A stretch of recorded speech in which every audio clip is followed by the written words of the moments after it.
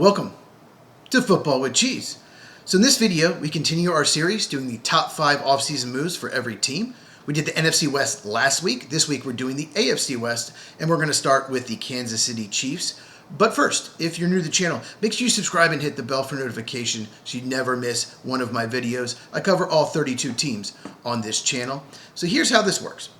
I'm going to give you the 5 biggest things that happened to each team in the offseason in no particular order. Could be anything. Could be a free agent signing, draft pick, trade, coaching change, improving a position, maybe not addressing a position of weakness. You get the point. And then in the comments down below, you let me know which will impact the team the most in the 2026 season. Got it? Okay, so number 1 on the list is overhauling the cornerback position and just getting younger. So what the Chiefs did is they traded Trent McDuffie to the Rams, got a late first-round pick, and they let Jalen Watson walk in free agency, their other corner, also signed by the Rams. Did you know the Rams had a cornerback need? They then used the 6th overall pick. They actually moved from 9 to 6, gave up a 3rd and 5th to draft Mansour Delane from LSU. We liked the move. We thought he was the best cornerback in the draft by far. And they also drafted Jaden Kennedy in round 4, and last year drafted Noah Williams. The Chiefs, probably more than any team in the NFL, don't care about how long someone's arms are, especially on defense. Cornerback, defensive tackle, edge, they don't care. They just want guys that are good football players. So they still have a lot of talent at the position. It's just much less experience and much younger. So that's something to watch going forward. Number 2, investing in the defensive line in the draft, especially the last 2 seasons. So with that pick they got from the Rams, they took Peter Woods from Clemson. So here's the thing with Peter Woods. He looked amazing his freshman year at Clemson and got worse each year. Probably would have been a top 10 pick if he had a great season.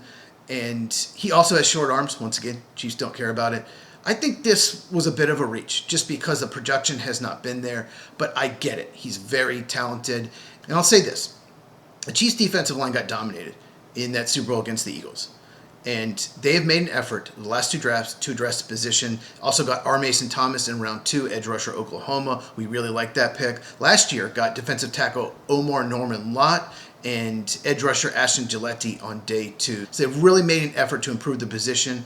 And defense in general, they used their first 4 picks this year on defense.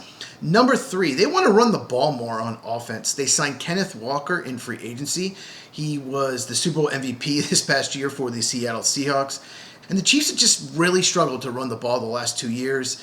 It is so much easier to game plan against a team that is one-dimensional. And it has hurt Patrick Mahomes not having a running game. His stats the last couple of years just haven't been as good. And I know there's been some issues at receiver and the offensive line, but I think the main reason is it's really easy to scheme them because they're so one-dimensional. So I really like that signing. Number 4, they didn't just trade McDuffie and let Jalen Watson go. They also lost 2 other key defensive players. Linebacker Leah Chanel signed with Washington, and safety Brian Cook signed with Cincinnati. 2 really important players on that defense the last few years. And the replacements on the roster just aren't as good. They invested a lot of draft capital on the defensive line and at corner, but not as much at safety and linebacker. And number 5, I thought this was a really good move.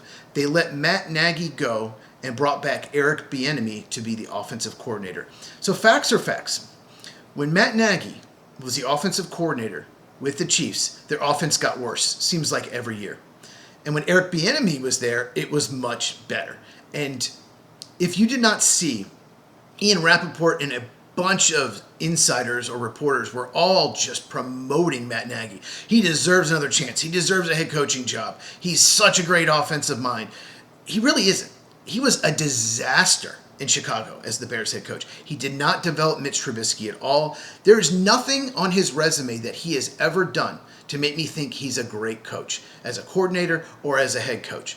And I think a lot of this was coming from the Chiefs. I think they wanted to move on from him and save face. They didn't want to just fire him. And they wanted to bring back Eric Bieniemy, and they were just hoping he got a head coaching job.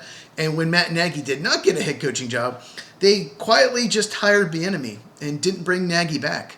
And Nagy got lucky that the Giants hired him to be their offensive coordinator. I thought it was a bad hire. Once again, this is Andy Reid's offense. And I don't think Matt Nagy is a great coach at all. Let me know in the comments if you think so. So there you go. That's the top 5 list. Let me know in the comments of these 5, which do you think will have the most impact on the Chiefs' 2026 season. If you enjoyed this, give me a thumbs up, really helps out the channel. Share this with anyone who loves football. Once again, I cover all 32 teams on this channel. Lights Out Podcast, me and Mike. We do it every Tuesday night, 9 Eastern, 6 Pacific. Link in the description. Check out these videos on the screen right now. One is recapping every pick of the first round of the draft. The other is going team by team in the AFC West and recapping their entire draft. And I'll see you in the next one.